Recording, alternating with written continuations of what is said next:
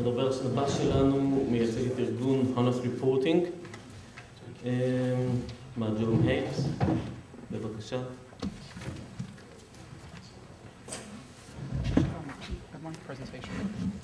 I'm too right. Yeah, that's me. Too sophisticated for me, isn't it? It's all right. Okay. So you prefer my fax machine? Okay, we're good. Hi, everyone. Bingo. Okay, go ahead. Okay.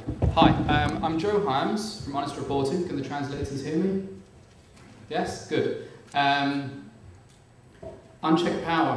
To my mind, the media who carry power themselves unchecked are the focus of my work, Honest Reporting. Monitoring the global media, Western media for the most part, it could be global only for a lack of resource. Monitoring global media in their accuracy, insight, fairness and balance in their attitudes towards Israel, given the huge power that they carry in influencing minds, hearts and otherwise across our nations. Something that Professor Carl, if I may, struck me this morning when he said to deploy hard power is to strengthen the soft power of the enemy. This cartoon here by Bennett, I don't know his first name, but take a look and tell me if you've seen any of his other work, because I quite like it. Struck me when I came across it a short while ago in the context of upheaval in the Middle East.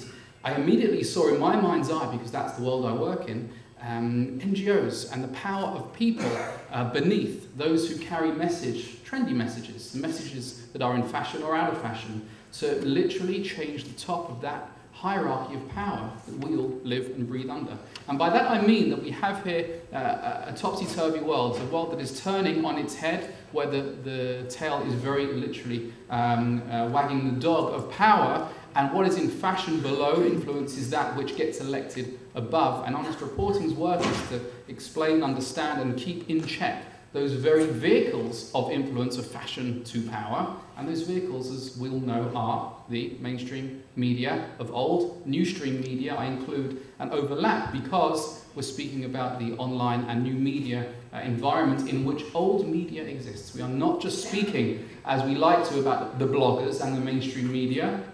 The New York Times and CNN online are enormous sources of traffic for those two powerhouses of messaging, and it's very important we understand the overlap. So let me also condense a little and say as follows, because I do need to simplify, and if I might step down the power of influence in this room at least. I'm not an academic, I'm proud of it.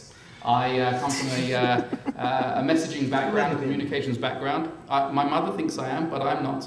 She thinks I'm a doctor also, the medical kind. I come from a background of messaging communications. I worked for Saatchi in Tel Aviv when I first came to Israel. Everything I do today in some way traces back to some very precious months with a couple of individuals who are experts in marketing and understood people. In fact, I'd say they were psychologists. And my problem that I saw going into this industry, against my better judgment, was that we are so clever, we are so articulate and smart, and yet most of the world, the lower half of the pyramid I just showed you, do not speak the 110 or 240 volts that we put out. We are a brainy people, and this room is self-selecting, but for the most part, we are not speaking the 12 volts of the masses. NGOs are brilliant at extending the power of those who are able to operate at the 240 volt of diplomacy and translate into 12 volt messaging with or without agenda. I would say with agenda, as we've seen. Professor Steinberg demonstrated very clearly they carry a 12 volt message with agenda to the masses who, through the media, through the NGOs, are influenced even beyond the electoral cycle. And that's really important. I'll explain why.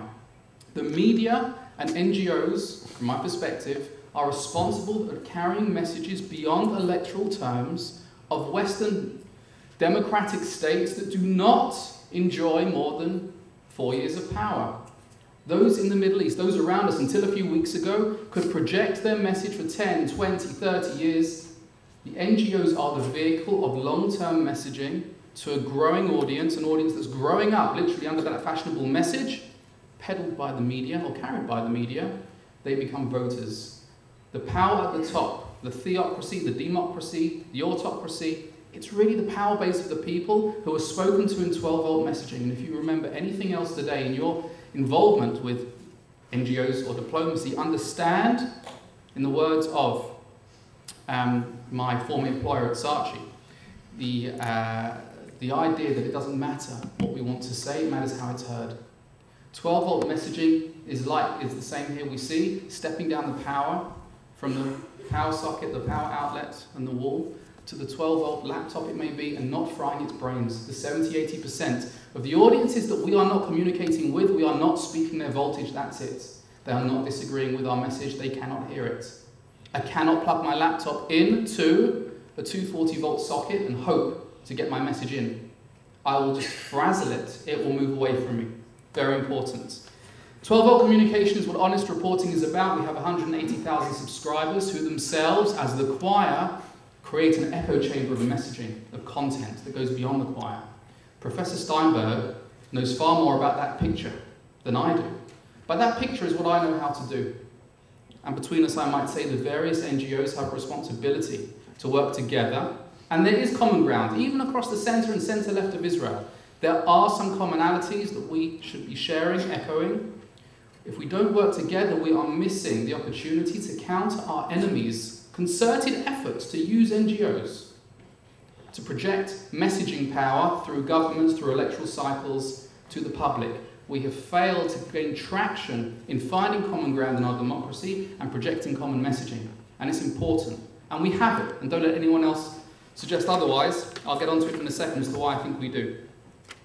Our power base is a rainbow rabble of individuals from around the world. Each one a silly sausage that doesn't cut the mustard, forgive my vernacular. But together the power of thousands and thousands of people around the globe and bringing them together on a core message is something that Israel, in the diplomatic track, is starting to understand can be complemented by the NGO track. Honest reporting can do things, stand with us and NGO monitors can do and say things that are not fitting, comfortable or appropriate in the diplomatic cycle. And there is a responsibility, if we truly care about the values of our work, to echo and resonate and do what's being done for other nations and other causes against Israel by being a continuum or an echo chamber for diplomatic process where it suits our own agenda. Of course, we cannot be owned or directed by those powers at the top of the pyramid. Keeping it local matters. A few communication suggestions here for those of you involved. HSBC, and if you're familiar with this logo, the bank, the world's local bank. We spoke this morning, Professor Cull, again, about speaking the language, direct individuals making a connection. Making a connection with the individuals in their language is key. It's key. They cannot hear a message that is not in their voltage. Every big brand in the world understands that. Quick cartoon here, based on the upheaval in the Middle East of late. Journalists saying, why do you threaten us, smash our equipment, put us in jail, torture us, and sometimes even kill us? Because you make us look bad. And there's a beautiful naivety about journalists. It's childish, it's sweet. And until they come to the Middle East and get a wake-up call, unfortunately, in our neighbouring countries, they really don't appreciate it. And understanding what I coined as a phrase of hemorrhoid journalism, that means sitting on the fence too long. Anyone, translators, I'm sorry, I don't know what that word is. Someone tell me afterwards. Sitting on the fence too long. We saw in the last couple of weeks deadly bombing targets Jerusalem bus stop. No, it didn't. We did not target. They did not target a bus stop. There are people. You cannot sit on the fence in this region. You cannot take a modern, fashionable back seat on the key issues. Irish Times, 8 hurt in Israel attacks. If you read the detail, you'll see that 5. 2 Israelis, 5 Hamasniks and a bystander. Does that add up to 8? Okay, 8 hurt. There's this commonality. I shall not judge. I shall sit on the fence. You have to understand the nature, the moral underpinning of global media fashion. I say fashion because it changes time to time. Our job in part is to change it, actually. Reuters redefining terror. Police said it was a terror attack. Speaking of the attack on the bus stop, as BBC would have last week. Israel's term for a Palestinian strike. Qualifying, quantifying. They have to say it was a strike. They can't agree it was terror. This room is a selecting audience. We know this. But the world doesn't. They are on the fence, and our job is to inform our honest reporting that sometimes not taking a position is itself a choice and morally wrong. The LA Times decide that it's tit for tat, whether it's worse or better to kill civilians with intent or by mistake. Well, that's for the philosophers to decide. That's their words. Let the philosophers deal with if it's worse to kill civilians by accident than on purpose. Think about that. Really, I mean, I'm still shocked. I'm still swallowing that. But here's my message from a communications perspective. If you can find, on the other side, as NGOs, on the diplomatic track, friends in the crowd. 1 minute? Well, yeah. Friends in the crowd, talk to them. This email to us from a senior foreign affairs correspondent agreeing with us on a key issue. Find those friends. We don't need to stand. We don't have to be the Ivrim, the other side forever. Find the friends, find the individual messages and bring them out.